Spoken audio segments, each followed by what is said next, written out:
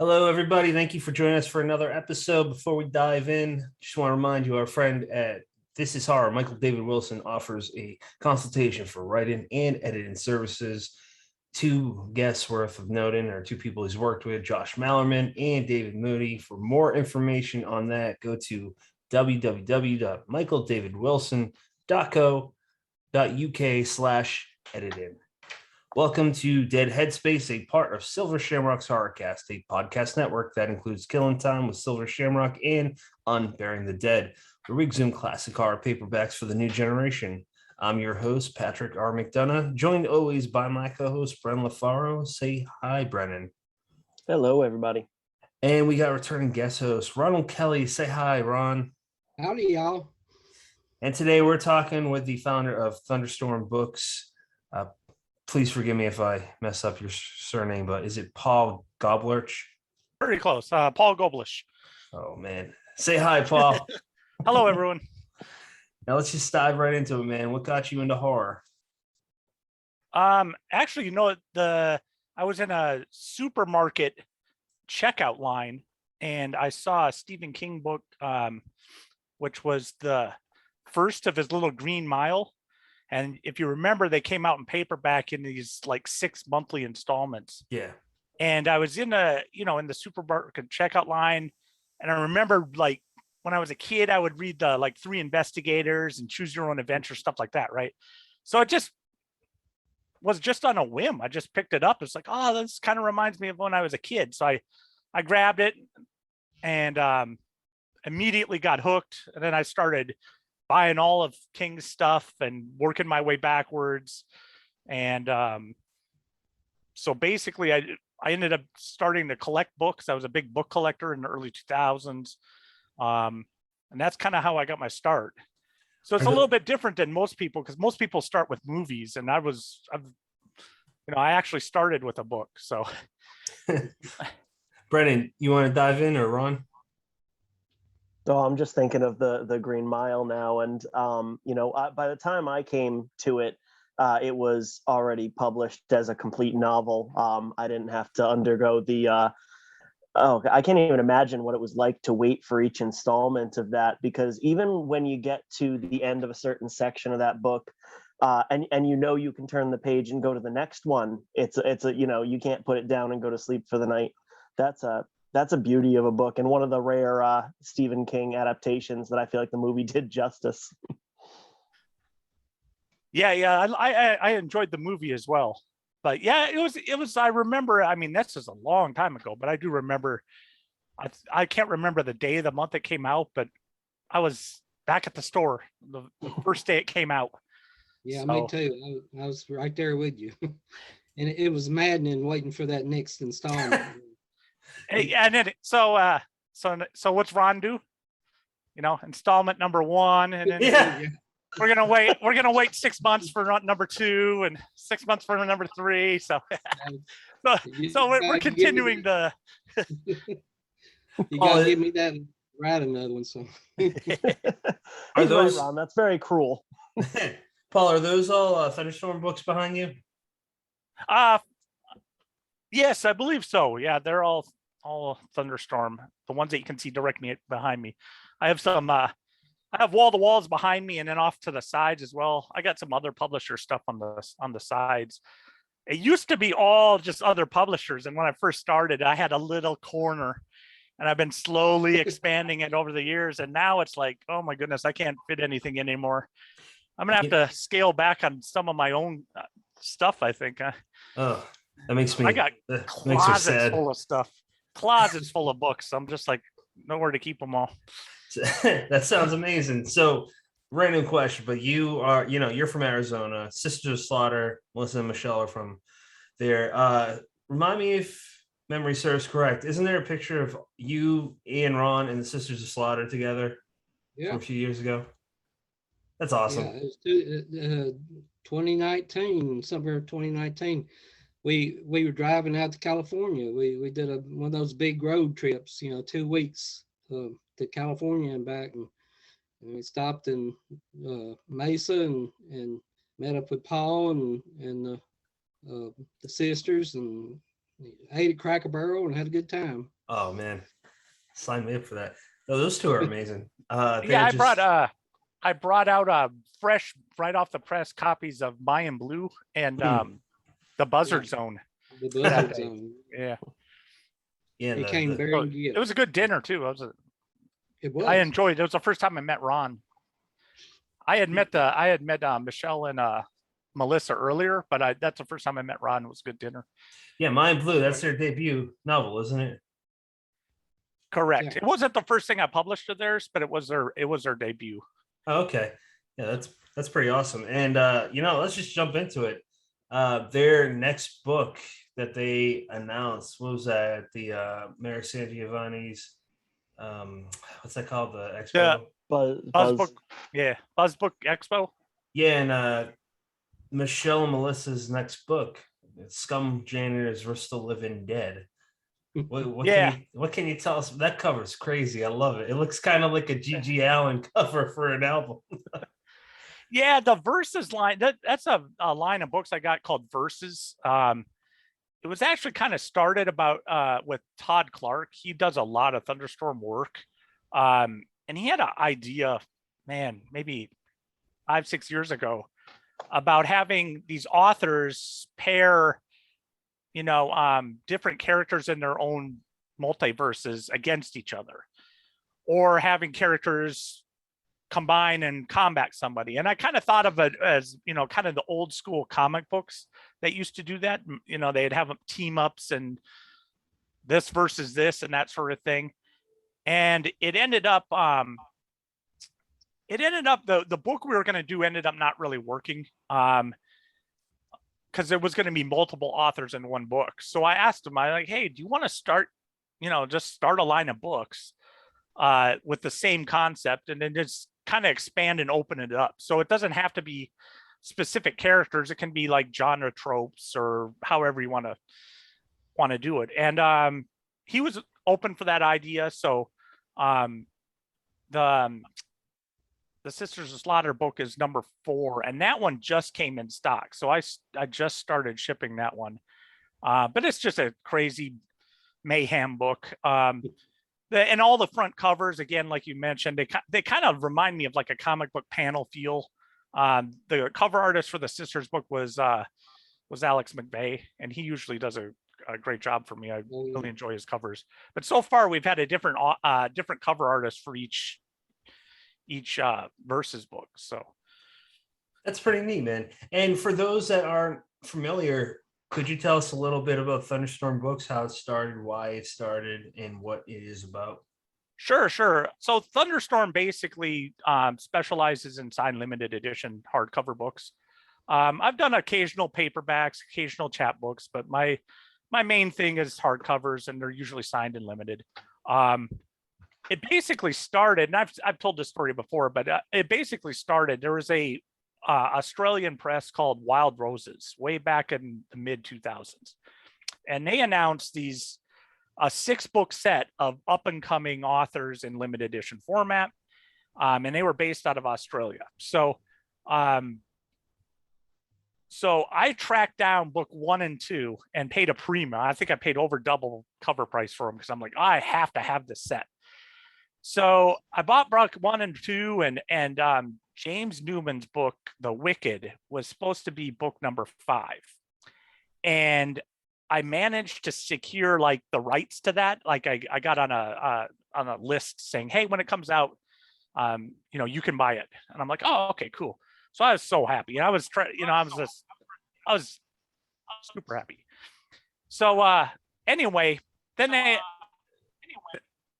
am I getting feedback? Yeah, I just started picking up on that. That's weird. Is it good now? Yeah. Oh, okay. Yeah, that seems to be gone. That was weird. So yeah. So anyway, so then Wild Roses shut down, and James is like, and I was so disappointed. And I was in the mirror, and I looked in me. I was actually into my bathroom, looking at myself in the mirror, and I said to myself, why couldn't I publish it?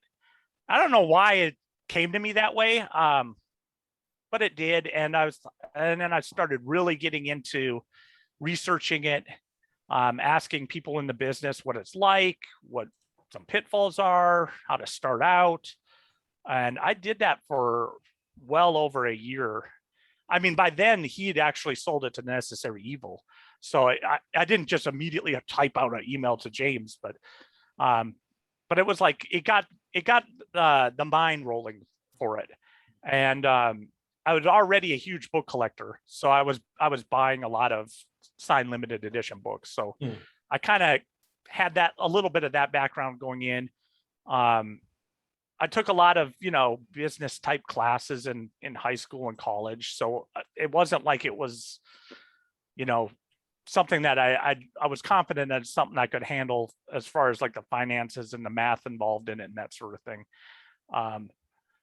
So then finally, the day came where I just took the plunge and said, let's start this up and see what I can do with it. So Brennan, I'm still around after I started. My first book came out in 2008, which if anybody remembers, that's probably not the best year to start a press, but I survived it, I guess. And, 13, 14 years later, I'm still doing it. So, well, it's not like there was a massive, unprecedented collapse in the real estate back then. No, nothing. Yeah, nothing going on in the world at the time. So, Paul, you mentioned that, you spent about a year researching what it would take to be able to do this. So I'm curious, what are kind of some of the big pitfalls you learned about and avoided? What are some of the best things you learned about that you would pass on to anybody who's thinking of doing the same? Oh yeah, that's a great question, because it's not that you can't make mistakes, because I still make mistakes, 14 years in. It's that you have to make small mistakes and learn from them fairly quickly. And a lot of presses, I think, especially back then, I don't see it as much now, but they'll announce things and there's a financial method of a press, and some of the stuff in the beginning isn't as expensive as the stuff at the end. So for example, reaching out to the author and offering them an advance and buying cover artwork isn't the most expensive part of the process. But when you pay a printer bill, especially in hardcover format, I mean, it's huge.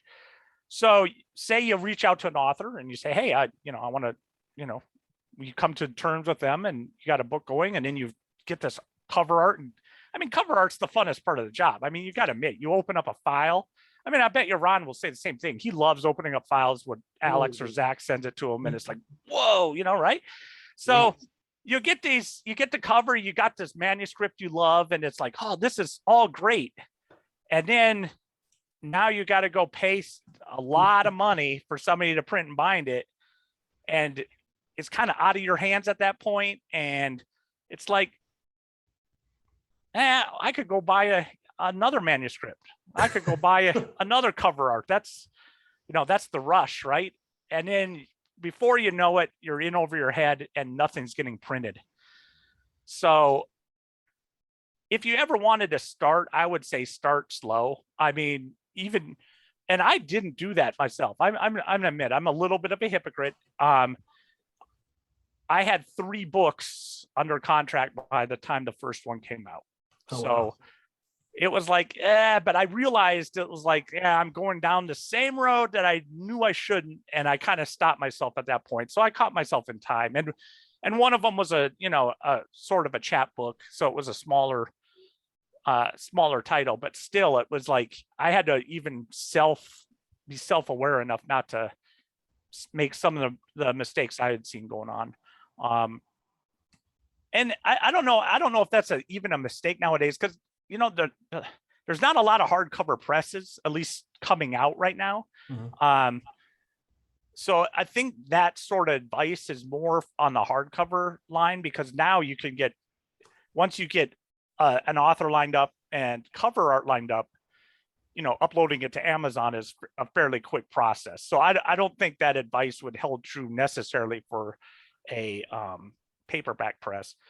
But, paper presses have other things. They, review copies and, spreading the word and getting a mass amount of people to try to, to buy and enjoy the book. So they got different marketing strategies that they probably have to evaluate, which is probably would make that advice still hold true. You don't want to have 4 different brand new authors, brand new books, trying to market them all at the same time would probably be difficult if you're first starting out. But what's the that's the advice I would give. So I don't know if it's good advice or not, but well, I certainly had, Thunderstorm's business model in mind when I asked it, as opposed to, and not to throw shade, certainly, because there's the indie publishers that are using like Amazon direct to publishing and getting, new voices, new authors, new stories out there.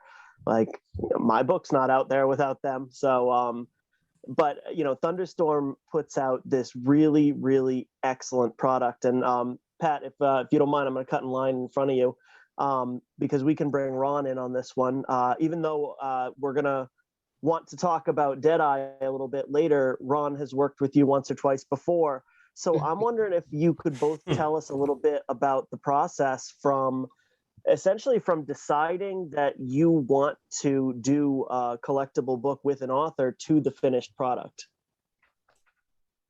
Well, in my case, I usually contact Paul and ask him, would you like to do this book? And 9 times out of 10, he says, yeah, he'd like to do the limited hardcover. So we agree on when I'll deliver a manuscript, and usually we have Alex McVeigh or Zach McCain do my covers. They've done since 2006. They've done, I'd say, 85-90% of my covers. So they have a really good relationship with Paul, and so that's that's a big thing out of the way, and so I submit the manuscript to Paul, and then we get the proofreaders involved, Todd Clark and several others, and then I just love to see the interior design when I get it, because that's it, instead of the typewritten page, you're seeing what the book's going to look like, when it comes out and all that. So Paul, I was looking at your catalog of books on the online today, and counted up, and I've been involved in 19 Thunderstorm books, including collections and stuff. So me and Paul's got a history. So I started out with, I think it was 2009, we did the 6 stuff. It was the little the elemental. I think it was the second elemental. Nate Southard had the first one. Right. The 6 stuff was the second one, I believe, and it went over very well, and look where it came. We did more 6 stuff in 2019, and then I decided to do a paperback version with all those 2, and the new one, even more 6 stuff, and Essential 6 stuff was born. So, and got the Splatterpunk for it, and so I contributed a lot of that success to Paul, because he had the confidence in me to accept that first manuscript that I pitched you, and also Paul did the Essential Ronald Kelly collection and did all 8 zebra books as hardcovers, and they're absolutely beautiful, and they're quite a bit collectible items now, because you can hardly find a copy of Undertaker's Moon, the first one, and it goes for quite a bit of on eBay or some of the online booksellers. It goes for quite a price. So Paul, I'm curious. Brandon, go ahead, man. Okay. Paul, I'm curious as to when you first discovered Ron, because for Brendan and I, Ken McKinley, we talked with Ken. He's a really good friend of mine and Brennan's now.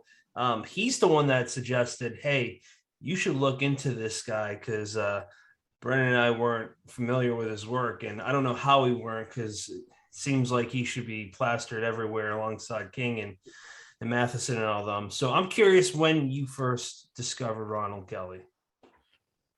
Well, like Ron said, the first book I ever did of his was the Six Stuff, and that was my 4th book overall. So it was right in the beginning. And I don't know if I'm 100% right on my recollection, because we're talking old school now. But if I remember right, the Essential Ronald Kelly collection was going to come out through another press. Yeah. And I saw that and I was like, wow, I was a new press, and I was like, I didn't really kind of realize that, man, you can just sign 8 books at once, I mean, I was under the assumption it was all one at a time. So I'm like, man, and I was like, I gotta buy these. I'm gonna, anyway. So I think I reached out to Ron, because at the time I think he was just coming back into it. You've probably heard, through interviews and stuff, he was just getting back into it, and he had a collection coming out through Cemetery Dance, and what was it, Hell House? Well, Hell Hollow was the novel came out, and right. Midnight Grinding was the short story collection. Right. So those 2 books were coming out, and I bought those, and I was like, hey, I'm going to reach out to him and see if he wants to do something. So that's kind of how and I don't even remember I don't remember exactly the conversation we had. But I do remember you kind of pitched, hey, let's do I have some of these shorts that are all kind of extra gross, and and then you had one story that you had to rewrite. You wrote it and you lost it. Yes, I did. And then you had to rewrite the whole thing, and it was going to be the new story as part of that, mini collection. Right. So once we got that rolling, it was like, hey, yeah, no, I had already, so once the 6 Up came out, it was pretty successful. We did a little mini paperback, and they were like, can't remember, 10, $11, something like that. And then I did a hardcover of that as well. And then after that, though, it was like, once, if the process goes smooth for both the author and the publisher, it's kind of a great thing, because then it opens up the chance to do more work. And then we did After the Burn, was our 2nd book. And then right after that came out, which is one of my favorites, by the way. Well, after that came out, the Essentials were available again. And so we kind of decided to work on that together. That one took a little bit longer. We were originally going to go on a quarterly schedule, and it ended up taking a while. But I remember when I got, what's that? It was about 3 years now, I believe. Yeah, but I mean, it's well worth it. I mean, if we're both around for a while, so it's, but yeah, so Ron's right. I mean, here we are, 2021, and 19 books together. And so there's a publisher's dream is to find authors that are just kind of easy to work with, where we kind of both know where you're coming from. And you kind of just have this business relationship that's, just smooth, I guess that's the best word to describe it. And I think Ron and I have that. And it's like he said, he just sent me something. You want to do a limited to this? Sure. Actually, though, the new one coming out, the Deadeye Saga, man, we discussed this maybe 5 or 6 years ago. And it was like, yeah, it was like I was busy with other stuff. And it was like, I don't know if I'm going to, I think we were just wrapping up the Essentials at the time. And I'm like, I don't know if I'm going to, it was just, I don't know. The timing just wasn't right. It wasn't that I wasn't interested. It was just a timing thing. And then all of a sudden, yeah. And then all of a sudden it's just like, it came back up and it was like, yeah, let's do this. This sounds great. So a lot of times in publishing, it seems, and I don't know if this is true from an author's perspective, but it seems like if a deal doesn't happen right away, it's not going to happen. And that's really not true. I mean, time and time again, it's like I've had other books from other authors that, a couple years later, it comes up again, and then we work on it. It's kind of a weird little thing, but so, you know, things have a way of working out. I mean, the Essentials is a perfect example. I mean, I never dreamt I was going to get a chance to do those. I mean, they were under contract with somebody else. I mean, and then all of a sudden it's like the timing came out, you know, the time happened to work out for me, and it's like, oh, okay, let's do those. Yeah, So they turned out beautifully too. So I'm very appreciative of the design work and everything like that. I was going to say that I mean, these books, from the covers to the interiors to the end papers, are just absolutely beautiful. I wanted to show some of the end papers on some of these books. Here's the one for the Buzzard Zone. It's kind of blue with swirls of gold and everything. And actually, it complements the colors in the cover. And there's a funny story Paul told me about how he picks the end covers for his books. Paul, could you tell us about that? yeah, so basically I'm colorblind.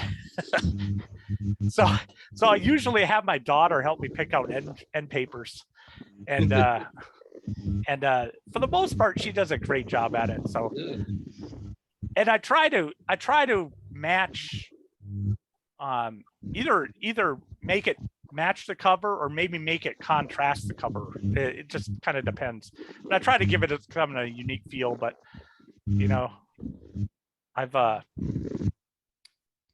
to use them again. You know, it's like I've gone through, like, where I get my end papers, I've gone through them multiple times already. So unless a new company comes along that designs end papers.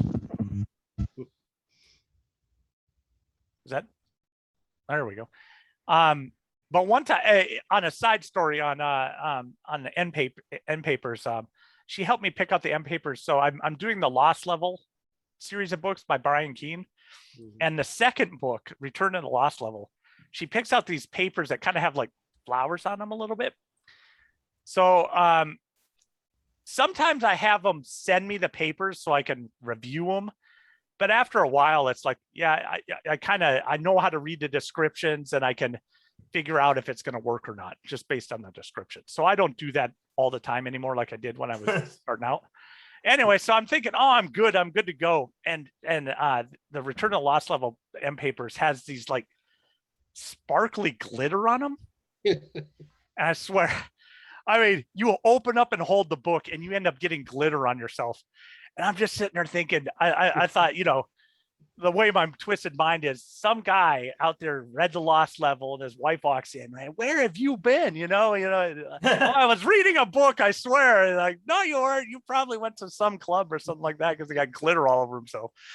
But but yeah, but most of the time the end papers, yeah, she helps me out, helps pick them out, and I try to, make them a little bit extra special. Go ahead, Ron. Paul's very good about working with the author on, because me, I like to be involved with the covers and stuff like that. And he's actually let me use some of my own art. Like here's the third edition of Restless Shadows. I did the cover illustration of that, and we did the full stamp on the cover with that. Like that. And also have more sick stuff, and you see I've got the t-shirt of that, so yeah, and you do too. But yeah, Paul's very good about if you have an idea or something like that, he's very receptive to it, and it's just a pleasure working with a publisher that has the authors, he works with the authors, and it's just great. It's just a great publishing relationship.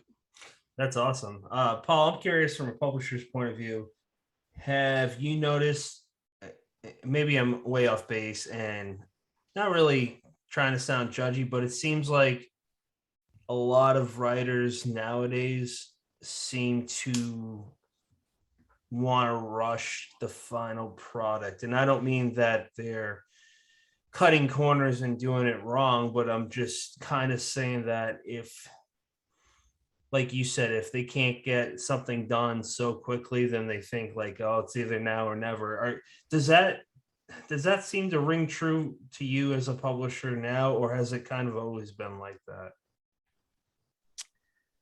I'm not sure. Because what we're seeing in the industry is we see the final product, right? So even myself, if paperback publishers are coming out with books, we don't really have the history of how long that took to get there. I mean, it might have been something really quick, but it might have been something that they worked on for a long time, and they just now announced it. So like I said, like before today, I don't know if a lot of people knew that Ron and I had this. Ron had the idea about the Deadeye, but like this has been going on for a long time. We've had other books come out since, like the Buzzard Zone, but I wouldn't necessarily call Deadeye or the Buzzard Zone like rushed, and Deadeye expanded out and really, you know what I mean? So it's really hard to tell. And I guess my advice on that was more like to try not, if you're an author, to try not to get discouraged if something doesn't work out right away. Just go on to the next thing, go on to the next book, and things have a way of working out. I see today's in the industry, the talent pool is immense. I mean, there are so many talented writers out there right now. It's just amazing. I think this is kind of like, I don't want to use the word the golden age, but I mean, it's really, really, the talent pool is huge. And I'm not saying it wasn't back then, but I was maybe it was because I was new. I'm not sure. Maybe I just didn't understand the scope, but today's young talent, especially, it's just amazing. So, so when I see new, books, from first time authors, and they still read great. It's like, wow, this is awesome. So I don't know. I'm not sure. I guess I didn't really answer your question, but I'm not 100% sure. It doesn't feel rushed when I read a brand new book from a brand new author that comes out from from some of the presses that I buy. So, okay, I guess my follow-up question would be, what do you look for in authors, or do you pursue authors to sign up with Thunderstorm Books? That's a great question, because Thunderstorm is mostly an invitee only press, and a lot of people don't really understand. They might not understand what that means. Technically, what that means is I would reach out to them. But in reality, is that the way it always works? Not necessarily. Sometimes an author will recommend another author to me. Like if Ron came to me and said, "Hey, Paul, you got to go check out this," I'm probably going to believe him, just because, like you said, we've done 19 books together. Brian Keane and I were running the Maelstrom set for a lot of years, and those are bringing in new authors to the mix.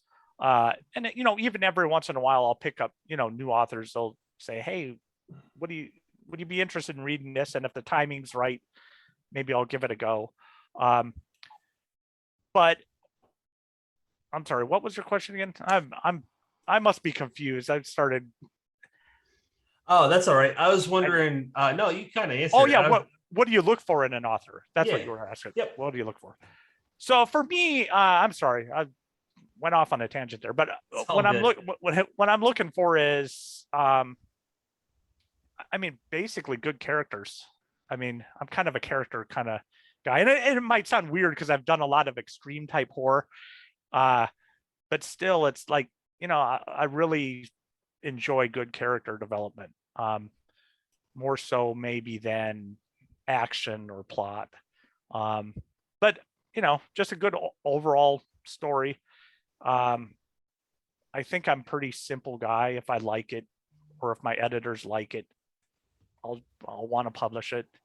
And if I don't like it, or my editors don't like it, I might pass on it. It's kind of, I hate to say it that way, but it's kind of true. It's not, one of the things when I started the press, and I don't know if anybody's, noticed, but I don't say what I publish. It's not Thunderstorm Books horror publisher. It's not Thunderstorm Books, this specific genre, or this, even though I've done a lot of extreme horror, it's not extreme horror. And that's because I want to publish whatever I want to publish. And if it doesn't fit into certain mold, or if it's a mixed genre, or if it's a cross genre, or if it's a subgenre, a lot of people get in, intense discussions over all these labels, and it's just like, I mean, I've published nonfiction before when, so it just kind of depends on what it is. But, if I like it and enjoy it, I'll want to publish it. I like crime stuff too. And some of the stuff I've even done are almost more like mystery. I've done a couple books that to me seem more like mystery, but I'm not really worried about what label people are going to put on it, and people enjoy it. And so far that model's worked. I hope it continues to work, because I don't know if I could do a specific type of book every single time. I don't know. That would, to me, would be boring. I don't know.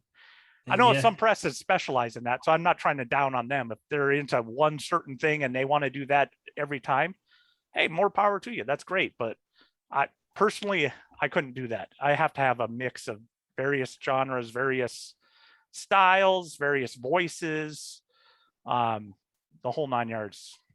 I can relate with that. I mean, like, we say that we talk to creators in horror, crime, and dark fiction, but I mean, we got planned authors for the end of this year that don't fit any of that. And, it's just, you never know who you're going to talk to. And right.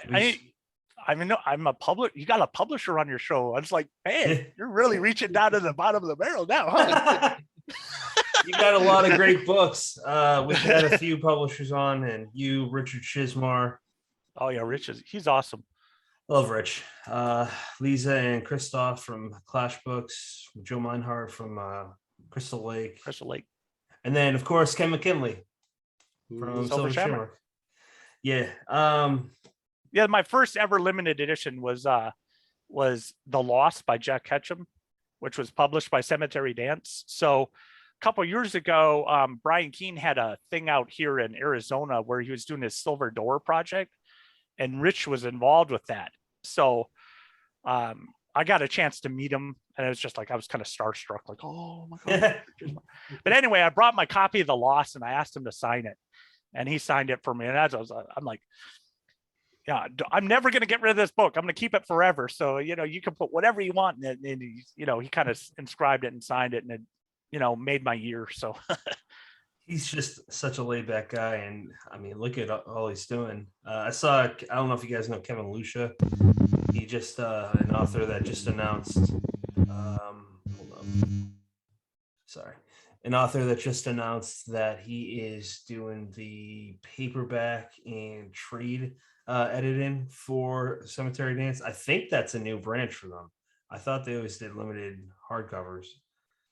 So I don't know. My whole point is that the Cemetery Dance is a pretty exciting force to reckon with, and he's such a laid back guy. I mean, we were talking about fart jokes when he came on here. Brendan, I've been talking a lot. We're on. One of you two take over. Now, Paul's published some Western.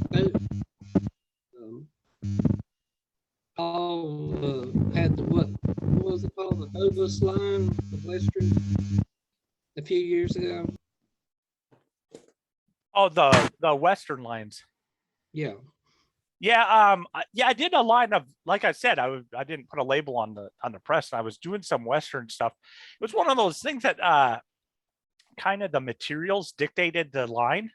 Mm-hmm. I got my hands on this suede-like brown material, and I'm like, man, this is cool material, but it really wouldn't work for a horror book. But man, it would really work good for a Western. So we did kind of the Western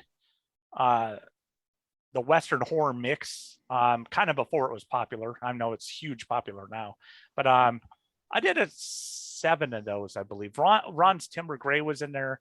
Yeah, The first that one was a straight Western. There wasn't any horror to that at all. Of course, that was if yeah. I'd put werewolves in it, it probably sold better. But Yeah. I loved having that traditional Western published, you know, and it was a beautiful book. I mean, it was like saddle leather almost. It was great. Yeah, it's a weird kind of material. But anyway, I did like 6 or 7 of those books. I did 7 of those books, and then I had an opportunity to work with Death's Head Press on their doing the hardcover version of their very, very popular the splatterpunk westerns. So I kind of just set my westerns aside. I was going to be like, hey, you know, I'm not gonna do those for a while. You know, I don't know if I'll get back to them or not. I'm not sure. I'm not 100% sure. But anyway, and then what happens anyway, right? I got Ron's book. I got another book called Kiss of Life coming out from Gene O'Neill and Gord Rollo. It's Western as well, kind of. So I don't know. I never say never to anything because stuff pops up and then it ends up happening. Yeah, the Splatterpunk Western, that's a pretty big thing too now. Before we forget, I just wanted to ask, Jonathan Jans signed 11 books with you before. Is that the most for a book contract that you have signed with someone? I guess probably for like at one time. Let's see, I'm trying to think. Because Ron's was 8, and I mean, I ended up doing Brian Smith's Bitter Ale line, ended up being 12, but I don't think that was all under one contract. I think I did 6 at a time or something like that. But that Jan story, and maybe this is the theme of the show, because I keep coming back to being patient and this and that. The Jan's thing, what happened with that is he said, you know, I kind of reached out to him. Now, this is before, well, in my opinion, this is before he kind of hit it big, right? He was working with Sam Hain, but he had a book come out called The Darkest Lullaby. And I don't remember exactly how, but somehow that ended up in my inbox. I probably asked him, hey, and so I read through it and I was like, hey, you know, I want to kind of publish this, but I'm just not, at the time, I really wasn't doing reprints. And the industry was kind of going through a shift, and it was like the hardcover first, you know, back in the day, it was hardcover first, then paperback. And that started to shift. And it was now becoming more paperback first, then hardcover. And I was kind of not smart, but I was kind of like fighting that, like, no, I want to come out with, you know, original stuff. I was saying that at the time. So I kind of just put that on hold. And then so nothing happened, right? So then the next thing that came out of his was a new book that he was going to do called Exorcist Falls. And we had this plan of, hey, we'll have the hardcover come out at the same time as the paperback. I think he was going to do an audio book or an ebook or something like that. And there was this big plan to have them all come out at the same time. But that ended up not working out. So it just ended up being, you know, it was, I don't know all the reasons behind it, but it was like, it's just not going to work. So that's, you know, that's strike 2, right? You know, I mean, and I was at the Tucson Festival of Books, which is kind of a book show thing they do down in Tucson. And I was walking with Brian Keane, and I was walking with Todd Clark. And the conversation went exactly like this. I asked Brian, I go, Jonathan Jans is the real deal, isn't he? And his reply was, yes. I said, okay. And Tucson's about 2 hours drive from where I live. So that was the conversation. Jonathan Jans is the real deal. Yes. Okay. On my way home, and I had been, you know, we were kicking back a couple the night before, and I hardly slept. And then the next day I was just wired, and I drove home and I could not get it out of my head. And when I got home, I emailed him and said, do you want to do all your backlist, do 11 books? At the time he had a couple coming out. So it was his entire backlist plus the next two that I had heard about. So we were like, do you want to do 11 books? And he said yes. And I'm like, sweet. So I mean, it's just like that's the kind of thing that it's the kind of story that if you're in the industry, just because it doesn't work out the first time doesn't mean it won't work out. You know, I mean, because if I would have gave up after Darkest Lullaby, or if he would have gave up after Darkest Lullaby and I would have gave up after Exorcist Falls, it wouldn't have happened. But it ended up happening, and it was a great set. I've told people, you know, I kind of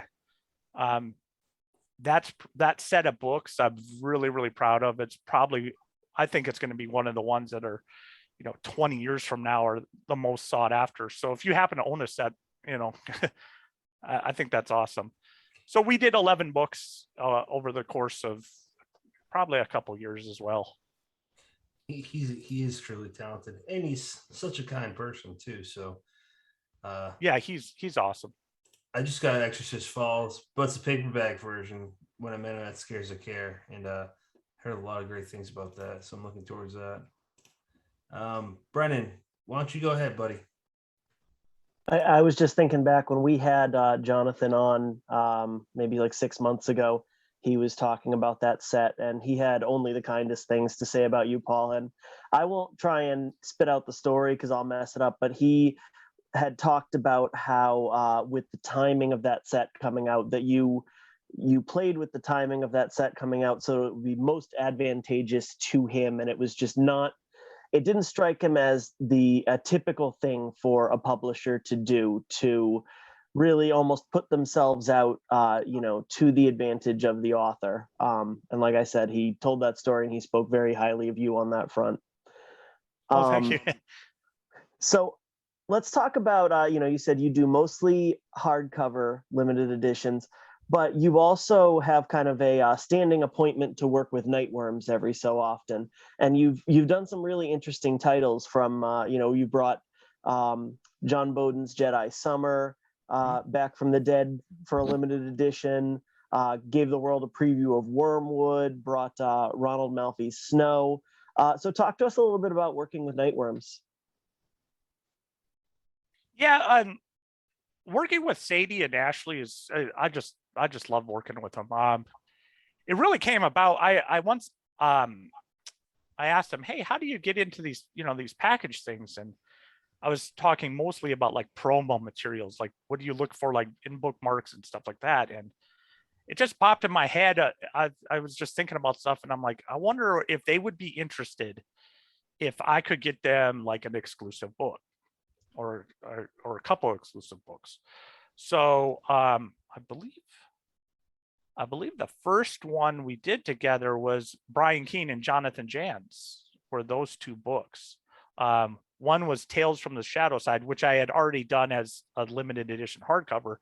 And Brian's, I think, was a brand new short story collection. Was it A Little Sorrow Talk?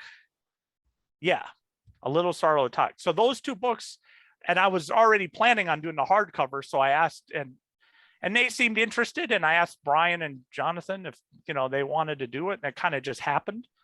As far as like, everybody was agreeable and tested it out and everything worked out fine. So after the first one, it's, you know, you kind of lay the groundwork for doing it again. So, you know, so every once in a while, I'll, you know, work with them. A lot of their packages are themed. So a lot of times they'll send me ideas. Hey, what do you think about, you know, putting together a package with, you know, author X and author Y, and, you know, then I kind of see what I can do with it. So that's kind of how that happened. And it's, you know, we've done a couple packages together. So they're a lot of fun. And then it gives it, you know, hopefully the buyers that are packaged gets an exclusive signed book. I mean, they're paperbacks, but they are exclusive to Nightworms. I don't sell those separately. And then I'll do a hardcover version as part of my normal, you know, Thunderstorm routine. Now, you probably can't give us certain details, but are you going to be working with them again in the near future? Maybe. Maybe. Okay. Coy. Yeah, that's a maybe. We'll see. All right. Now, Patrick asked you earlier, he said, are those all thunderstorms behind you? And you said you're pretty sure. Now, it looks to me like they're all hanging out in sets of 3. So I'm wondering, why is the magic number 3? Do you hold on to 3 of every book you print, and why 3? Yeah. So originally, when I was starting out, I have my wife wanted one, or one for us, me and my wife, and then I have 2 daughters, so I'm like, oh, they can each have one. And when I started out, my youngest was 8. I'm sorry, my oldest was 8, my youngest was 3. So it seemed like, hey, that's something they can remember their dad by, and they can have these. And now my oldest is a senior in college, and I don't even know if, she's in college, so she's living in an apartment, so they're staying here type thing, but I don't even know anymore. I mean, we're at 380 right now at this talk. And that's different titles. So if you throw in letter versions and paperback versions, it's immense. And I have my brother, I give him a copy of everything I do too. And it's like, when I'll go over to his house, he only has 1 copy of each. And it's just like, wow, I can't imagine.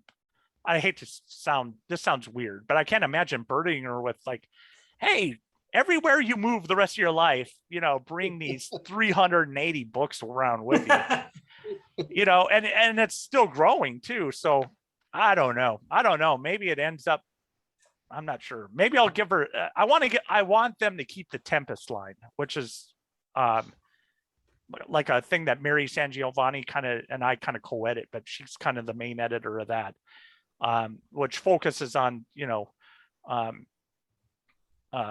female voices in the horror community. So I'm hoping that line continues to grow over the years. And, if they have to lug around it, even if that line ends up being 50 books, that's a lot more manageable to move around for the rest of your life than hundreds and hundreds. Because my youngest one really isn't even a horror fan. My oldest one is more of a horror fan than my youngest. So it would be kind of hard for them to, but that's how the 3 originated. It was 1 for me and 1 for each of them, but we'll see. Or maybe they can, I don't know, sell them and, I don't know, buy a taco with them or something. I don't know. I wanted to buy that true crime for the Tempest line. Oh yeah. The Sam Kolesnik's True Crime. That's the one that we started it with.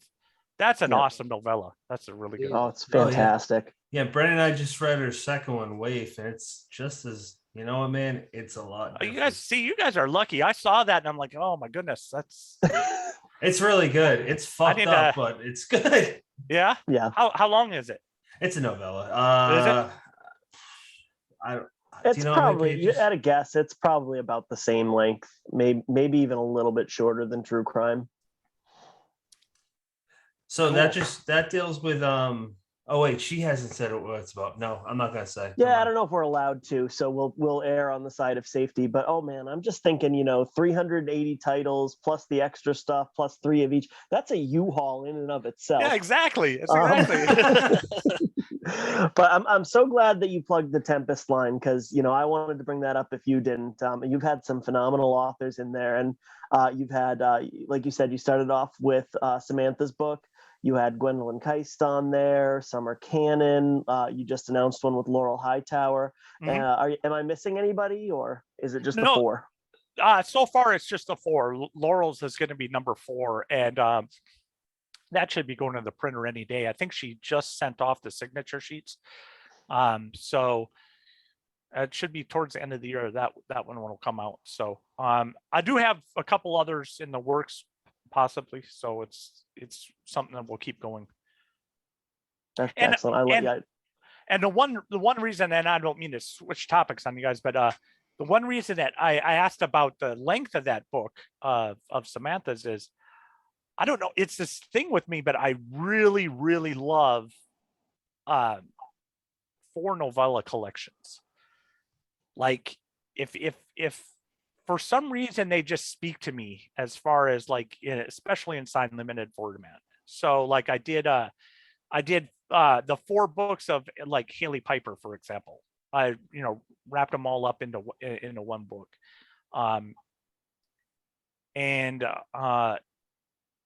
It's, I don't know, I think it works on so many levels because it gives a person who's buying the book a chance, they get 4 chances basically to make a connection with the reader. And if you just do a novel, right? I mean, I'm not gonna lie, signed limited editions are expensive, especially if they're kind of extremely limited, which Thunderstorm tends to be. You're talking close to $100 a lot of times on these books. If you go out and you can buy the paperback of a novel for $12.95 or $15.95, this going all the way up to $100, that's a huge difference between the two prices.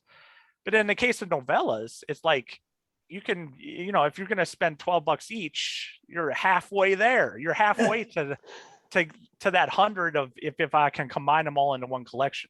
So I don't know. I'm just throwing that out there because I just kind of love the concept of 4 novella collections. Maybe it's just a thing with me now. It's kind of a fad, but I always keep that in the back of my mind of,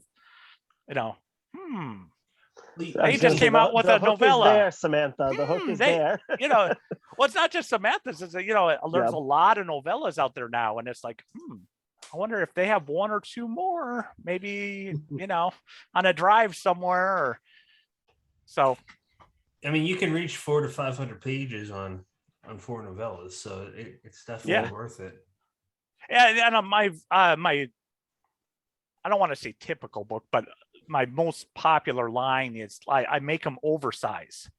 So they're like 7 by 10, which from a cost perspective is kind of dumb, but I don't know, I like being a little bit different, And the original concept behind that was to showcase cover art more. I'm like, I'll give them a bigger area to work cover art wise, because it's like 35% bigger than the 6x9. It doesn't seem like it, but it is. So yeah. So now, all right, now. So I guess my point in that is like page counts don't really, I can get big. I can get 200,000 book or 200,000 words into a book without a problem. Wow. Nice. That's a lot. Go ahead, Brendan. Patrick, I was in the middle of interrupting you. Go ahead. Oh, I was going to take over your segue, but I'll do it. Ron, we talked a little bit about it. Let's talk about Deadeye. Tell us. Okay. So it started 6 years ago with the idea, but did that concept for Deadeye start earlier for you? Yeah, actually, it was when I was 16 years old, I created Deadeye. I was still in high school, and I was making up comic book characters. I wanted to be a comic book artist, and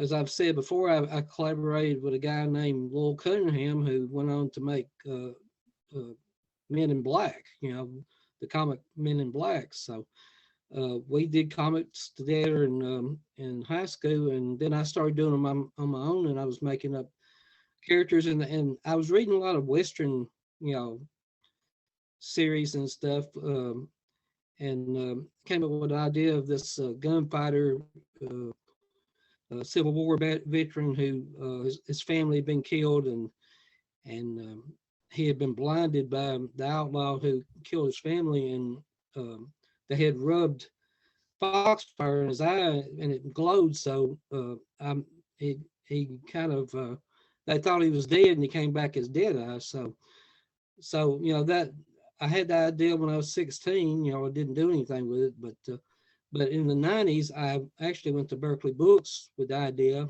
to do a kind of a horror Western series where Deadeye would take on a different monster every book, and you know, they liked the idea, but they didn't think I could sustain, you know, like a monster or a book, you know, over a long period of time, which they were actually right. You know, I would have ended up having did I fight Bigfoot and the Loch Ness monster and aliens and stuff like that before it was over with. So I like to tell everybody that I kept Deadeye. I have an old cedar chest at my mama's that I keep a lot of old papers and stuff in. So Deadeye went back in the cedar chest. It's about the size of a coffin, so that was appropriate. But you know, and then, you know, I didn't think anything else about Deadeye. I mentioned it to Paul, you know, a few years ago, and he said, yeah, that'd be interesting to do. But, you know, I wasn't in, you know, the mind frame of actually sitting down and doing it. I was working on other stuff and short story collections and stuff like that. And then the splatterpunk subgenre took off, and I thought, well, this is a good time as any to get old Deadeye out of the coffin again, and you know, and I came up with his sidekick Job, you know, named after Job in the Bible, an old Louisiana mojo man, and you know, this book has turned out to be really fun to write because there's a lot of dark humor in it, and Job and Deadeye kind of play off each other, like almost like a Hap and Leonard kind of characters, you know. So it's been real, you know, there's a lot of humor in it. There's a lot of I'm actually kind of inflicting some cosmic horror in it, and like there's a portal that there's a witch called Evangeline in the book, and she is recruiting creatures and stuff from, you know, other realms and stuff to fight Deadeye and Job. So I'm bringing, you know, a lot of really crazy monsters and creatures and stuff, and I'm inflicting a little bit of arcade mythos in it, you know, some stuff from Fear County and nice, from other books, you know, and so that's fun too, to kind of draw from some of my mythos, you know, some of my other books and everything. You'll see some characters from other books, and Paul published a book called it was a novella book called Strong Steps. Do you remember that, Paul? Yeah, I do. That was a little chap book. Yes, it was about a guy who he had a I know he had a crutch. Yeah, the guy with cerebral palsy. That's right. And this demon was this was actually a story I wrote when Cemetery Dance had me write like personalized stories for people, and this is actually one of the stories. And the guy that I wrote the story for was heavily, you know, his faith was he was of the Catholic faith. So I incorporated it into that story, and there's a demon called John Legion in it that has a snake tattoo that goes from his shoulder all the way down to his fingers. And John Legion is going to be a recurring character in Deadeye. So I'm going back and drawing stuff, and there's actually a reference to After the Burn in it, because these creatures can go back in time or go forward in time and take, you know, recruit creatures from other times and realms. So yeah, I've got a lot to play with Deadeye. It's really turned out to be one of the funnest things I've actually written in a long while. Sounds fun. One of the things, like Ron mentioned, and I don't mean to step in, but is, like he said, the humor in it. Yeah, that's what I kind of enjoyed the most. And it's just, you know, there's just parts where it doesn't take itself so seriously. It's just one of those things that it's kind of like something that you would read around a campfire, if that makes sense. I hope I'm not, you know, I hope Ron agrees. It's like a camp. Yeah. And it's just like a campfire story type thing. And so I got a question for Ron. How about that, guys? Should we do an exclusive right here, right Yeah, on let's camera? do it. Okay. Should we ask? So I got all right. So here's the cover, right? Can you see that? Now you're probably thinking, oh, look at Paul's got the book ready, right? Nah, I'm cheating. I don't have the book. I just have the dust jacket. See, I wrapped it around the sister's book. So that's kind of cruel. So that signature page, yeah, no, that's not this book, right? So how about we ask Ron right here, right now, since he brought up his artwork skills, if he will draw artwork for the signature page. How can I turn that down? You can't. That's awesome. Yes. So maybe we get some signature page art in it, and we'll it'll be he does a good job with his artwork. He did the cover for Mr. Glowbones. Yeah. Which is actually coming out. It's actually coming out. We're putting it out in a paperback. Crossroads Press is, and I've got 12 pieces of artwork inside the books. So yeah, I'm getting more into the artwork. I've actually got the freedom of kind of orchestrating what I want to publish and do now, and that's a great feeling, after all these years to kind of pave your own road and everything like that. And I mean, Mr.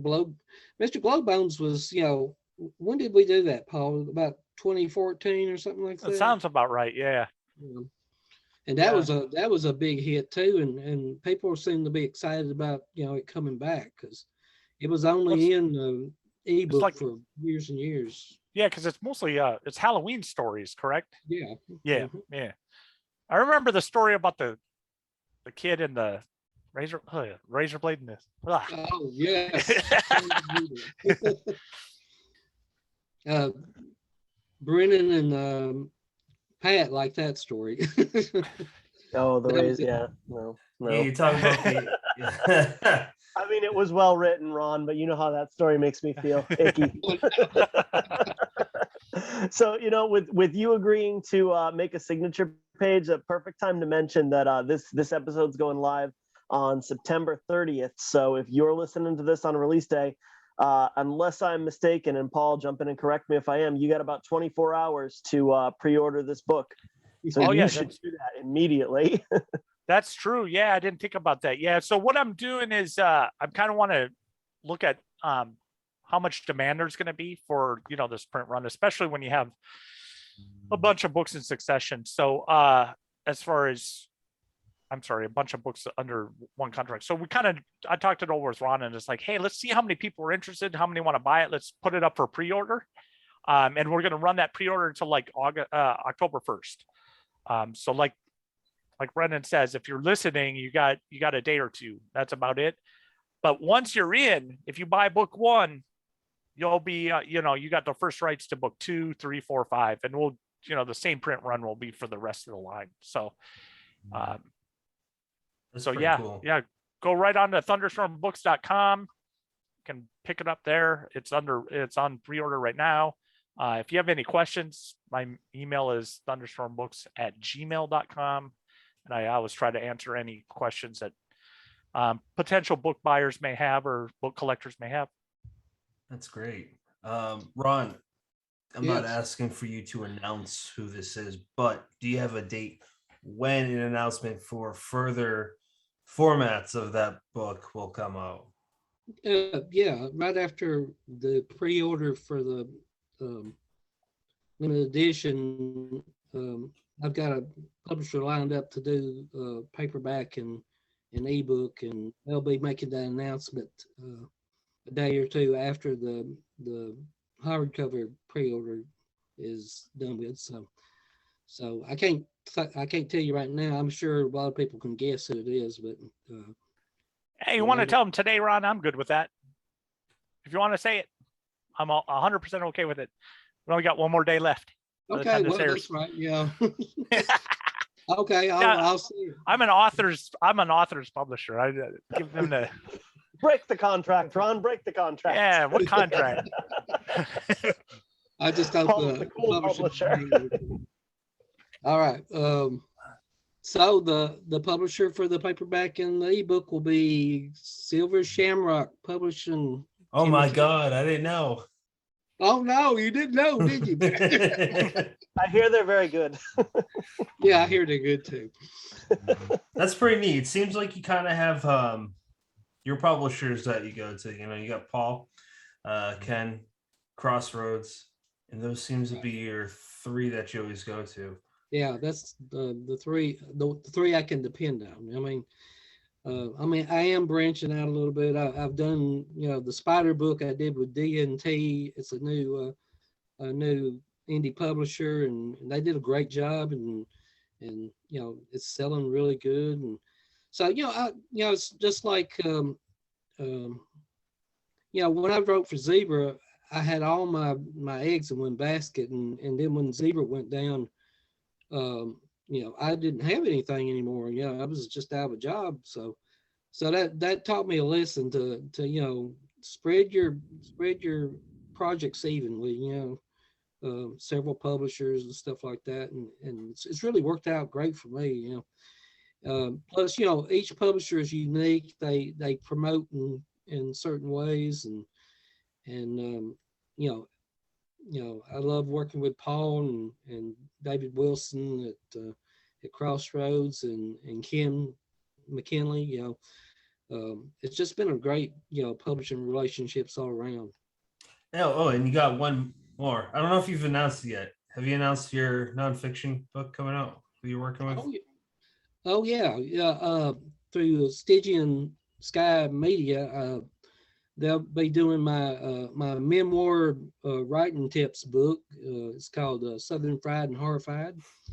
So I don't have a release date for that yet. I had turned in the full manuscript, but it's about half written, and so I got a really cool artist lined up for it. I can't tell you who it is right now, but it's going to be it's going to give you a lot of insight on old Ron and what I've been through over the years, and how I came to be the honorary old horror writer I am. I'm thrilled with that, man. I really am. All right, so Paul, we let Ron, harp on about all his future projects. So can you tell us what else Thunderstorm has up for pre-order that people can look for right now? Oh, sure. And just to add on to what Ron says about having all your eggs in one basket, I 100% agree. And I do the limited editions, but I love it when I hear about authors with paperback deals and larger market deals, and getting the work out there to a large body of readers. The more the better. So I'm not one of those guys that's like, oh, it's gotta all be Thunderstorm and exclusive, and that's not the way it works. And I'm also I try to be an author's publisher, right? Like no deadlines. I run a deadline-free press. I mean, I don't have them. So there's probably a little bit of exceptions to it. Like you're probably thinking, no way that doesn't work. But they're very, very few and far between. And there's usually circumstances around it that are that it has to happen. But again, it's pretty much deadline-free. As far as other stuff coming out, again, Ron's book is up for pre-order. I got let's see here. Well, by the time let's see, this is going to air September 30th. So what will still be up by then will be sorry guys, Brian Keane's The Terminal, which was his second novel. We're doing the author's preferred edition for that. So he kind of wrote a lengthy introduction to it that kind of explains the difference between all his versions of this book, but that's going to get a full-size limited edition hardcover. It's kind of the same deal. It's up for pre-order to see how many people are interested, and we'll probably base the print run to that. I'm also doing Clickers Never Die by Stephen Kazanowski and Wally Young. Same deal. It's kind of a pre-order thing. And I'm not usually into the whole pre-order thing because I don't like having book buyers wait for their books. I mean, like for instance, the Sisters of Slaughter book that's, just came in. I just announced that a couple days ago on that book expo and it just came in. That's kind of how I like to run the press. I like to make the announcement and start shipping fairly quickly. But there's been some reasons why I wanted to do this, especially as the year is coming down to an end. So those 3 books are all kind of pre-order. And again, it's a little bit odd for me because I usually don't do a lot of pre-orders. But those will be up for pre-order. And then I'm going to kind of play it by ear. Like you mentioned, Crossroads from Laura Hightower. That's going to be out this year. I have, let's see, the Sister of Slaughter's book has just come out. I mentioned earlier, Kiss of Life by Gene O'Neill and Cord Rollo will be out. Drowning in Oceans of Black by Brandon Ford will be out. There'll be some other, standalone by Paul Michael Anderson will be out. Hopefully they're still available at the end of the month. We'll see. Sometimes Thunderstorm stuff sells out day one, and sometimes it's available for a while. So it just kind of depends on the title. And then later in the year, I got some huge announcements. I'm kind of, waiting for the time to announce, but a lot of those will probably go into 2022. So I got a lot of stuff coming up. I usually do about 40 books a year. Oh wow. So yeah. Is it just you and your editors, and I also want to know, is this your full-time job? No, I work full-time too. Oh wow. This is my part-time job. Oh my God. But yeah, one of those things that's like, hey, I always wanted it to be my full-time job. And it's like, sometimes I do work, 40 hours a week on it. And then other times I don't. But like you just mentioned, my editors, I mean, they carry me a lot of times when I'm just, I like to pass out the work. I'm not really a micromanager. So if an editor says it's good and it's good, they know my brand, they know what I'm looking for. I completely have 100% faith and trust in them. I got Lee Haig, who's not only edits, but he does a lot of my layout work. Todd Clark, we mentioned him earlier, who he does a lot of, he gets me involved with, authors that I would never dream of. And Kyle Liebeck, and who's he's got an eye for copy editing. He's probably copy edited the most for me. And then I got another copy editor / submissions editor, John Foley. So there's like 5 of us that are kind of, handling the workload. But yeah, I work full time too, for just because, I have to. But yeah, I do put a lot of time into Thunderstorm. I mean, it's one of those things where even if you're not, physically reading a book or a manuscript or, reviewing something in email, you're thinking about something, right? You're always thinking, it's always going on in my head. And sometimes it's going on in my head in the back burner, and, it'll pop out. It's the weirdest thing. It's, it's like the old saying, where do writers get their ideas, right? Everybody hates that question, right? And it's kind of the same thing for publishers. Sometimes just ideas will pop out. I mean, I have an idea for a line of books that I want to come out next year, and I've already started laying the groundwork on it, and it just won't leave my head. And it's like, oh, I got to do this. And it's just one of those things that I have to, kind of plan out and, figure out. The other thing is, and I'm not bragging or anything, believe me, because when I make mistakes, I feel so stupid about it, but I don't really write a lot of stuff down. I don't plan it all out. So when I say I'm doing 40 books, I got like 20 books going on in my head. And I just remember where we are in the process of it. It's not like I write down, hey, I sent the signature sheets to this author on this date. It's just one of those things like, that one I need signature sheets, that one I don't. And this one and I just kind of roll with things. And then it's like, well, I got some more books in. That means that's my cue. I got to send off some more to the printer, so it just the ball keeps rolling, and then I'll, figure out which ones are ready to go. And like I said, a lot of times I don't make the actual announcements until the books are pretty much in hand or nearly in hand. So that's smart. Yeah, I hope so. Yeah, I think so. I think customers appreciate it. I mean, why have to, as I'm promoting Ron's book that won't be out until the end of the year, but for the most part though, it's like, I think they appreciate, hey, it means that it's ready to go. And we were doing that with the essentials, like after the first couple books, it's like we weren't making an early announcements. It was pretty much as they were coming out. And same with the Buzzard Zone. I don't think I even announced that until it was printed.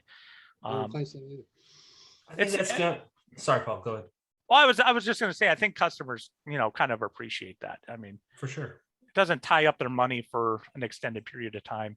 I mean, I'm still shipping Brian Keane's The Seven Labyrinth Book 1. And we did a pre-order for that in June. And that seems like a lifetime ago to me. It was 90 days ago. And I feel kind of bad that it's taken me this long to get it out. It's 90 days. And in publishing world, that's like a microsecond. And I still kind of feel bad about it because 90 days for me is a long time. I mean, I wish I would have, got it out about a month ago, but sometimes that's how it works out. So, yeah, life happens. Frequent customers know it's worth the wait. Well, thank you. I had Buzzard. I was gonna say Buzzard's Bay. Why can't the Buzzard Zone? That was it, right? Ron, your book. Yeah. Okay. The Sisters of Slaughter are in that book. I think that's the next one I'm gonna read from your bibliography, specifically for that reason. I want to see what kind of hell you put them through. So now's the part that's like the one. This is like the one genre, like darker stuff is where readers and your friends, if you say like, "Hey, I'm gonna insert whatever death or torture," most of the times they'll be excited that you're killing them. Now we reached part of the show where we ask, "What are you currently reading?" So how about we start with you, Paul? What am I currently? I have a bad habit. I'll pick up a bunch of books, and I'm like, as soon as I get this, I'm going to start reading it, and then I get it, and I don't start reading it, and then the next one comes in. As soon as I get it, I'm going to read it. It's hard as a publisher to read for pleasure. I normally try to read books that I want to publish. So even when I go out and buy paperbacks, in the back of my mind, I'm like, if this is really good, I'm going to see if I can, try to get it as a hardcover. So let's see. The one I read last was Deadeye. That was one of the last ones that I completely finished. Let's see. The last book I bought was I think Ali Say. I loved her first one. The one that her first one was the one where the serial killer is against the like moves in next door to a Go Down Hard. That's it. I bought that and I love it. I really liked that book. That was a good book. And so I bought her follow-up one to it, which just came out from Weird Punk. I don't remember the title. I'm sorry. But that's probably going to be off the top of my head either. That's probably going to be my next read. So I think it's To Offer Her Pleasure, if I remember that right. That just arrived the other day. Go Down Hard was excellent. Yep. Yeah. Oh, okay. So you know what, Brian, I could definitely, more so me, because that guy somehow reads like 10-fold more books than myself. I think he's lying most of the time. Just kidding. But we tend to focus on what we're, for guests coming up, we focus on those books more often than not. And we have another show, like I said in the intro, on Burying the Dead, where we read classic horror paperbacks like Rosemary's Baby and what's the other one we're doing in October, Brian? Good. Might be The Exorcist. I don't know if we nailed it down yet, but Okay. Let's Yeah. say The So Exorcist. that's like 7 to 9 books a month. And there's so many. I do the same thing, Paul. I just went to a thrift store the other day and I got like 3 books each for 50 cents. And I'm like, this looks good and this looks good. One's on like cults and the other one's I forget what the other 2 were, but I'm probably not going to read those for a while. And my wife's always like, we don't need this. I'm like, I know. But I might. So Ron, what are you currently reading, sir? Well, I just finished Jonathan Jansen's The Raven, which was incredible. I really like the world of creatures he concocted on that. It was really great. I'm fixing to start on Rich Chismar's Chasing the Boogeyman. So I'm really looking forward to that. It's really good. Yeah. Then after that, probably the Magpie Cough and Wally Young. I just got a copy from him signed, so I'm looking forward to reading that. It'll be the first splatterpunk I've read. I purposely tried not to read any of these before I started Deadeye because I didn't want to be influenced by the splatterpunk books and stuff like that. So I could kind of start mine, on my own terms, without, having to influence me and where I'd want to kind of emulate, how they're written and everything. But now that I got Deadeye kind of kicked off, I'm going to sit back and enjoy some of them. It is interesting to, as a reader, to just kind of sit back and see how, let's just for the sake of argument say, or the conversation, say that it's Brennan, my generation compared to yours, Ron, where like you, for example, you've written straight Westerns and haven't published before, as has like Joe Lansdale. To see those guys kind of tackle, I can't announce this, Brennan can actually announce it, that Joe Lansdale's got a splatterpunk Western in his upcoming anthology, Midnight. What is it? Midnight in the Stagecoach. In the Stagecoach.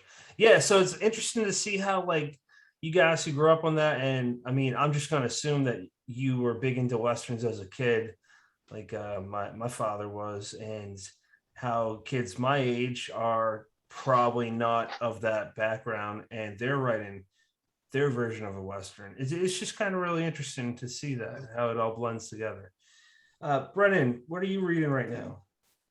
I'm just gonna say real quick, Ron, with Chasing the Boogeyman and Magpie Coffin, and you just finished up The Raven. Like you got some good reading, like right behind you and right in front of you.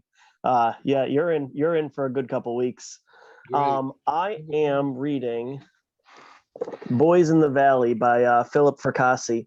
It's out through Earthling Publications, their annual Halloween series. It's getting a limited edition. Sorry, Paul, I don't mean to talk about the competition.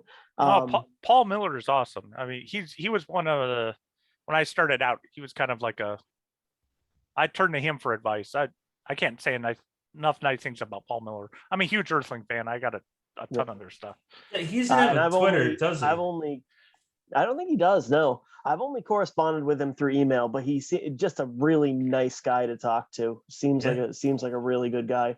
And this book is phenomenal. I'm Pat, you tend to do this, and I try to stay away from it. I always get weary of it, but like I'm halfway through, and I'm already looking at this and saying this is going to be one of my favorites of the year. It really just hits every note I'm looking for. It takes place in 1905 in an orphanage run by Catholic priests, and it's just kind of out in the middle of nowhere in the winter, and it's kind of overtaken by this evil. And it's just it's coming of age, and it's dark and it's relentless, but it also has this beauty to it because that's the way Philip writes. I absolutely love it so far, and I can't turn the pages fast enough. Patrick, how about you? Yeah, so I'm reading for Kenzie Jennings' episode. I'm reading Red Station for the first time, a splatterpunk Western. Speaking of, I don't think we mentioned them, Jared Barbie and Patrick Harrison. Their press, Death's Head Press. they're great. They're two great guys. They run it, safe to say, I haven't published with them, but they seem like you, Paul, where they're an author's publisher, or did I get that reverse? Maybe they seem like they're really good to deal with. For sure. Yeah, I'm a big Death's Head Press fan. Yeah, same here. And then I just read recently the Joe Hill chapbook, not Joe Hill, Joe R. Lansdale chapbook. Just phenomenal stuff. I just finished this recently, Chasing the Boogeyman. I can't say enough good things about it. I mean, it's so damn good, and I can't tell what's real and what's fake in there. Like Edgewood, Maryland's a real place, and he lists his wife as his wife in it. And I mean, I'm pretty sure he didn't I'm not gonna ruin it. Never mind. I'm not gonna dive into that. But yeah, Boys in the Valley. That's my next book. I like Philip. What I've read of his stuff, it's weird, it's addictive. So I'm excited for that. And I'm just gonna plug my own thing. I'm reading this. It's kind of a little bit different than what horror writers talk about, at least that we talk about. This is for research for my debut, and I'm not gonna get into that, but it's just about the Korean War. And as there is with any war, there's a lot of fucked up stuff that are not discussed in the text that you read in school. So yeah, that's real life horror for me. And now we are going to go to listeners. If you are interested in checking out our website or our store, feel free to check it out at deadheadspace.com. Paul, where can people follow you? I am mostly on Twitter. I'm not a social media type guy. I kind of don't even want Twitter anymore. I guess I probably shouldn't say it because I don't blame you. But no, yeah, I'm on Twitter as, I don't know, Thunderstorm Thunderstorm BKS. But yeah, that's I'll post there. But if you ever need anything, by email is the best method, probably. Thunderstormbooks@gmail.com. That's about it. I don't have any other Instagrams and all that stuff. I don't have any of that. So those are the two spots. But that's probably why you get 40 hours of work a week done on Thunderstorm, because you're not sitting on Twitter. That's the problem. I'm probably on Twitter more than I should be. I should be working more. You know what? If it wasn't for networking, because like I met so many wonderful people, you three, for example, off of Twitter. If it wasn't for the networking aspect, I don't think I'd have it. It's just it's its own thing. I mean, I get it. I understand the networking part of it. And again, there's some fabulous people on Twitter. But there's nothing like meeting them in real life at a convention. I mean, if you held the two up side by side, there would really be no comparison at all. So I'm actually looking forward to 2022, maybe getting out and going to a convention again. And I'm the most introverted guy in the world. And my first couple of conventions, I was scared shitless. But once you get, you start to know people and get to hang out with them and meet them and, talk about stuff that's not like when, for instance, when we talked earlier about with Ron, talk about stuff that's, not just about writing, talk about family and, growing up and things you've seen or things you've, you make a more real connection with in real life, I believe, anyway. Oh, great. So I'm looking forward to 2022. Hopefully things are good enough that we can start traveling again and seeing people in real life. So anyway, I'm sorry. No.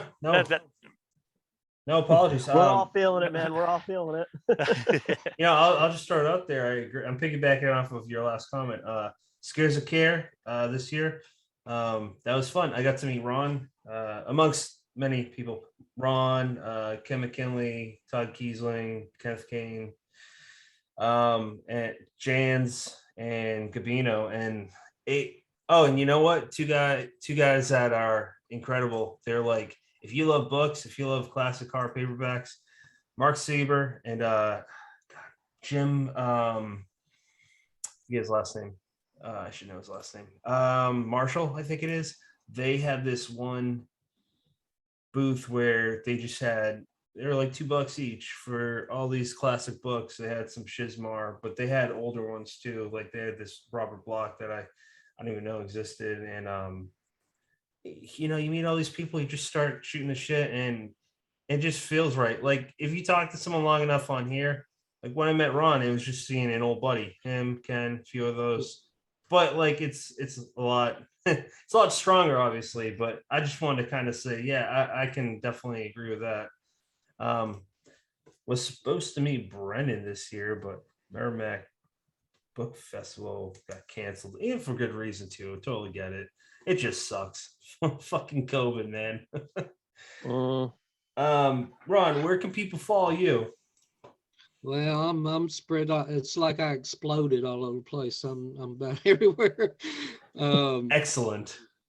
So you can check out ronaldkelly.com, my website, and my blog, Southern Fried and Horrified.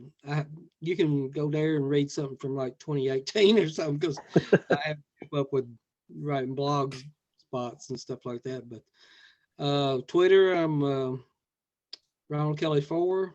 On Facebook, I'm Ronald Kelly. On Instagram, I'm Dixie Darkin. So yeah, check me out there, and you can always message me. If you want signed books, I got plenty. So just give me a holler and I'll fix you up. And he'll draw something in them too. I will. I've seen him do it in person at the at Scares, and he does. Like, how do you draw something that well that quick? I don't get it. Well, I usually spend about 10 to 15 minutes drawing something. I had to cut my drawing time down to like two minutes. So, but it didn't. I don't think it suffered very much, because people were just kind of fascinated, watching me draw in their book. I was afraid somebody's gonna be mad. I always asked them, "Can I draw in your book?" And they said, "Yeah, go ahead." The creator of Men in Black, the comic, is he still alive? Do you know? Do you still talk to him? Yeah, I hadn't talked to him in a long time, but I think he lives in Knoxville, not too far away. But that's what he went to UT, University of Tennessee. So I think he's up that way. But I've talked to his brother. He's got a twin brother, and I've kind of communicated with his brother more than him. But and have him hook you up and tell him that the fair should get produced into a big Hollywood movie starring Will Smith. Will Smith, he play Roscoe. There you go. Yeah, man. I mean, he's getting about that old where he could play Roscoe, I think. He doesn't look it, but he could, he could pull it off. Final thoughts, gentlemen. Let's start with you, Paul. Final thoughts? Anything. Hey, I just want to thank everybody out there that, buys my stuff, or, supports the small press in any way, even if it's not, if it's not mine. If you're buying paperbacks of your favorite authors, that's awesome. It's a really good, cool thing. I mean, I really enjoy the aspect of book collecting, and I'm just grateful that I can be a small part of it. So, sometimes the world's not a great place, but it's kind of nice to have books around, and the people who write books and are part of the industry, and I'm just so grateful for everybody who's supported me over the years. Well, you know what? It seems like you ain't gonna be stopping anytime soon, and that's awesome because you make a damn good product. Ron, what are your final thoughts? Well, I'd just like to personally thank Paul for being such a great publisher and a great friend all these years. We started out at the beginning of Paul's publishing days, and it was my second win as a writer after being away for 10 years, and Paul's always treated me with the utmost respect, and he just really cares for his authors, and he's very receptive to their ideas and their needs and wants, I just, I love you, Paul. I love you too, Ron. I'm looking forward to many, many more books with you. So That's Me as awesome. well. Brennan, do you have any more? Oh, you know what? Speaking of, Paul said this is kind of the theme for the night, where it's just be patient. Talk about patience, man. You were off for 10 years. You've talked about it in great detail on the show, but I mean, you wrote what, 10 books in 6 years, something like that for Zebra, 6 or 8 years. It was 8 books in 6 years, I think. So. Madman.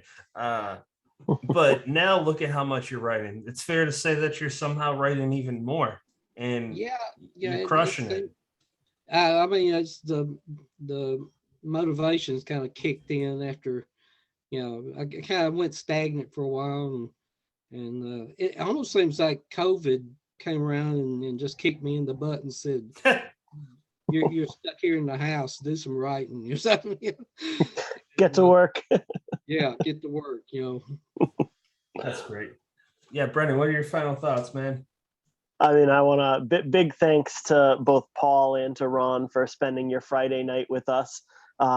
We all know you've got better things to do, but Ron, it's always a pleasure to have you on, and Paul, you do such phenomenal work. Like the finished products on all those books are just they're gorgeous. Yeah. They're absolutely gorgeous. And frankly, I don't think I can leave us with anything more poignant than what you said, Paul, is that the world's not always a nice place, and it's great to have books around. So I'm going out on that.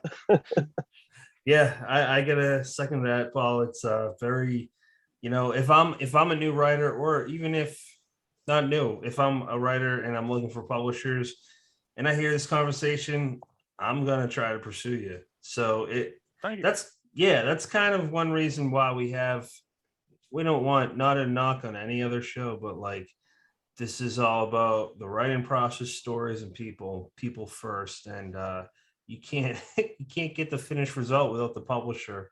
So it's fun having these talks. I just want to thank you, Ron, you as well, man. It's always a pleasure. I don't even know how many times you've been on at this point. So. I don't know. I'm losing count. But it's nice to always have you on, man, in any capacity. And well, thanks for having me on, guys. I appreciated the offer, and thank you for co-hosting, Ron. And this is a great experience. I really enjoyed myself. Well, there wasn't anything better Paul. To do on a Friday night. This is Friday night. Yeah, this is the only thing. Yeah. Party, baby. Books are life, right. Sir. Books are life. Well, that's right. We'll have to have you back, and maybe we could have a Thunderstorm panel. That'd be cool. A bunch of Thunderstorm authors with you. Yeah, that would be awesome. Yeah, that'd be awesome. Hey, you guys, Patrick and Brennan, shoot me your address in the email, and I'll send you a batch of Thunderstorm stuff for each of you guys. Whoa. Okay. Yeah. My sentiments exactly. Whoa. Oh man. Okay. Yeah. Sorry. I'm gonna just sign out now because I'm gonna freak out. Thank you, Paul. Yeah, no problem. Listeners, I almost ended it. The next episode is episode 118. That is with Kenzie Jennings. Like I said, she wrote Red Station amongst quite a few other books. Redemption. Redemption. Good call. That's right. That was before Red Station, I believe. Some dude did the hardcover of that. I don't remember who. Was it you, Paul? Yeah. I bet it was you. I think it was you. Listeners, you have many choices in podcasts. We certainly appreciate you picking us, and have a good one.